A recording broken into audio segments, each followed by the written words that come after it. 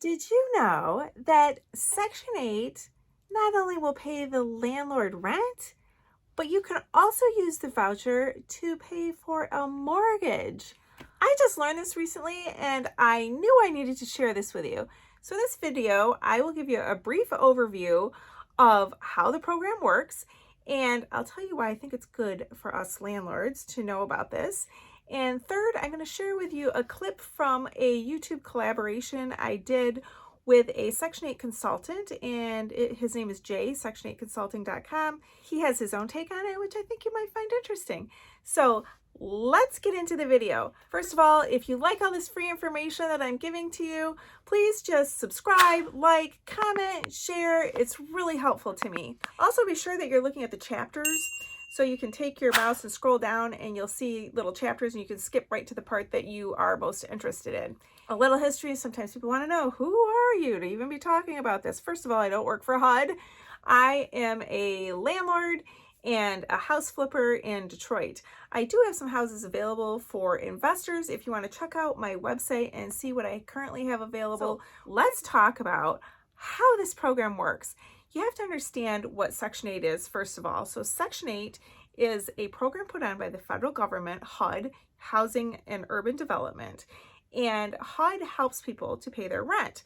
And what they'll do is they'll say to a tenant, 30% of your income needs to go toward paying the rent, and we, the government, will pay the rest directly to your landlord.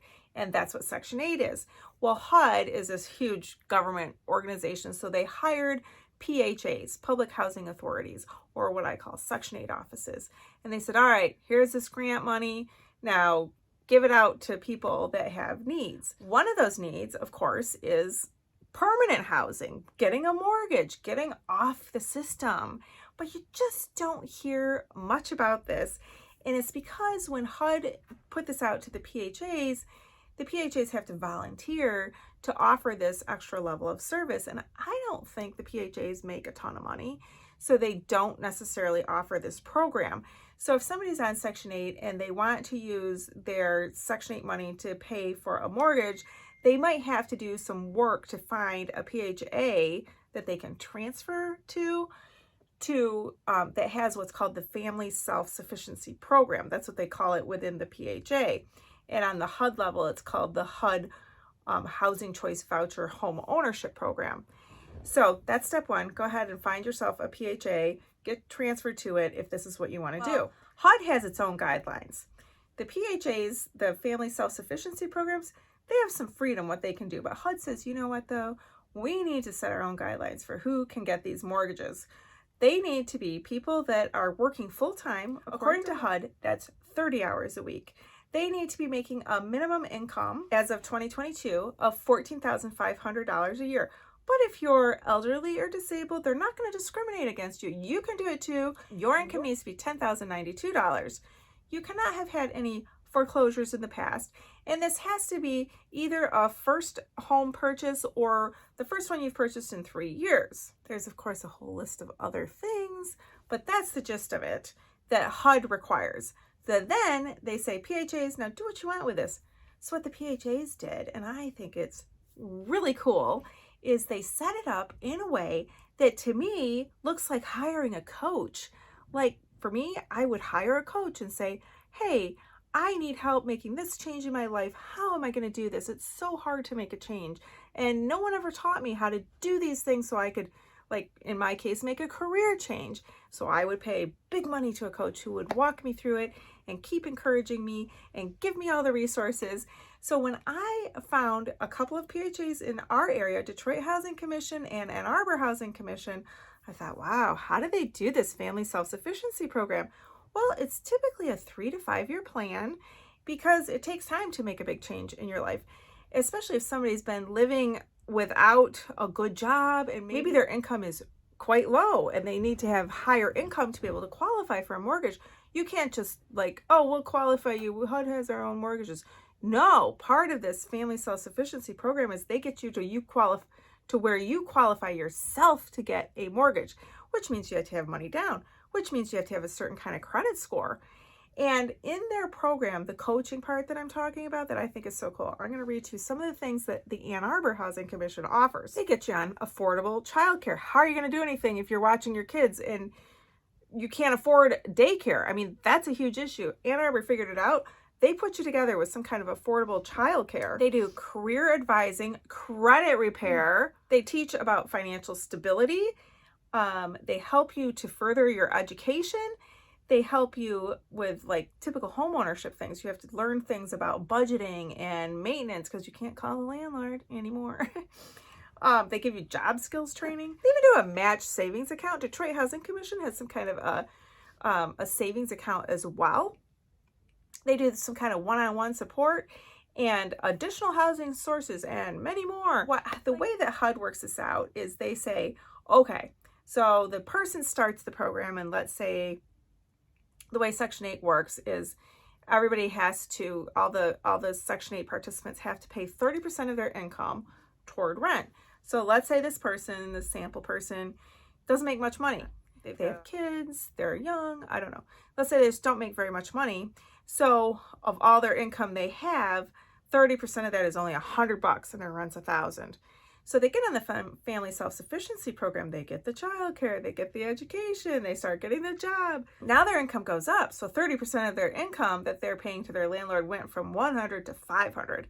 Well, HUD's still paying $500 to their landlord. So when they get their savings together to put it down for a mortgage and they're ready to go get a mortgage, HUD will take their money, their $500, and they'll pay it directly to the participant or to the lender, and it all goes toward them owning a home eventually. There are a couple extra steps for the person buying the house.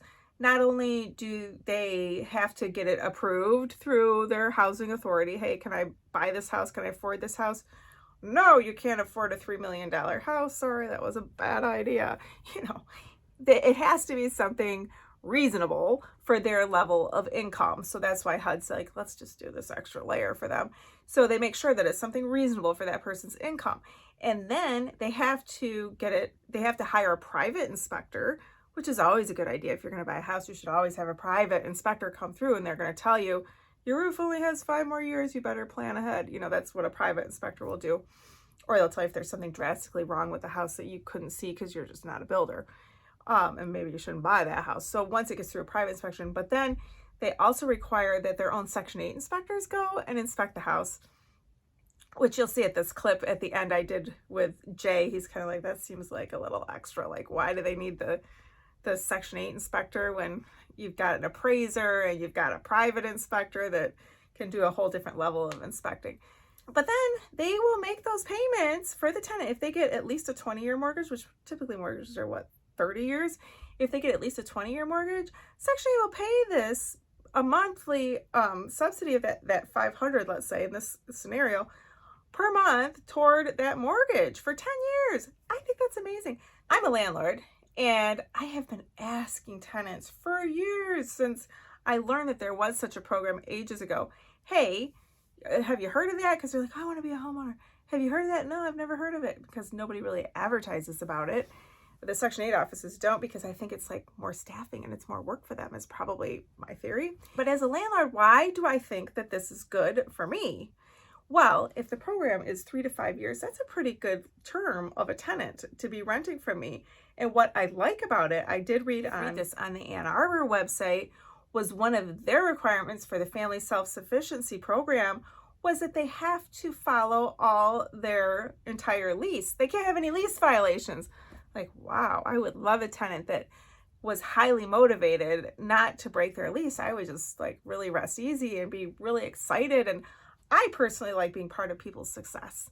I like to see it when people use Section 8 and they get an education and they move along. There's a lot more details, and Jay made a whole video once that I listened to recently to prepare to do this video for you guys of how this program works on the HUD level. Jay goes into all the requirements for applicants that want to get into this. So definitely go check that out. If I can link it here, I will.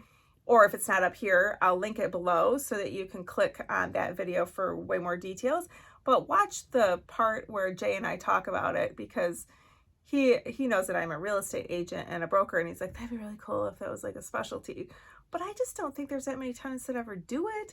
I wish I could meet some. If you're one that has been through this program, if you know of somebody that's been through this program, I would be thrilled to get to talk to that person, maybe do a collab with them.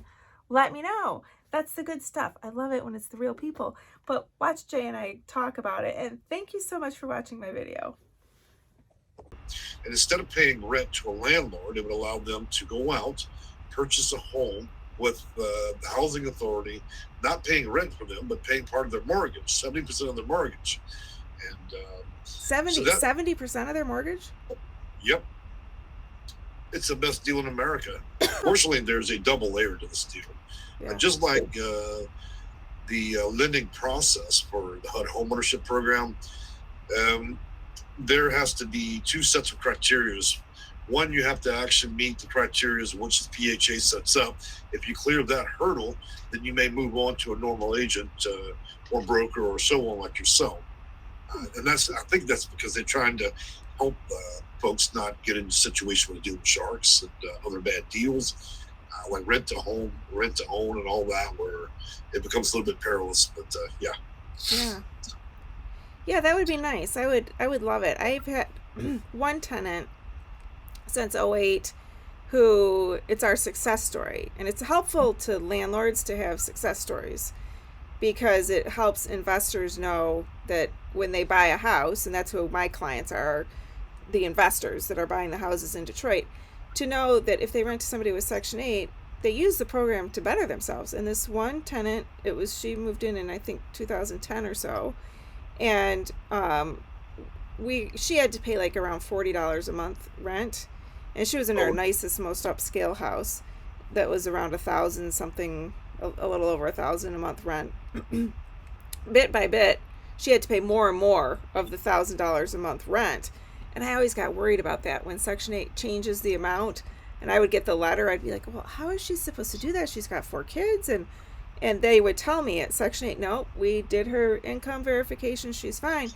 Well, she had gone to school as a dental assistant, I think, to learn how to become a dental assistant. She did it, she got the job, she started making money, and then she said, well, I have really good news, I bought a house. Like, yep. That is good news. And we got to watch like her kids grow up, and they went off to college, and they were really good athletes in high school and stuff, and we got to see all that, and we felt like we were really part of providing a good thing. But I don't know if she used that program. I don't know if she did or not. We've tried at our company to help people with that, and to be frank with you, it's quite time consuming compared to a standard mortgage and what you're typically doing with market rate. I'm suggesting clients work with us 4 or 8 months sometimes, because they're not ready in every aspect. They may not be credit worthy. There may be other issues out there, deposits and deposits, inspections, lender requirements. So what would take a month or two on a standard market could take up to 8. And that's because of the convolution and the very slow wheels that turn at the PHA.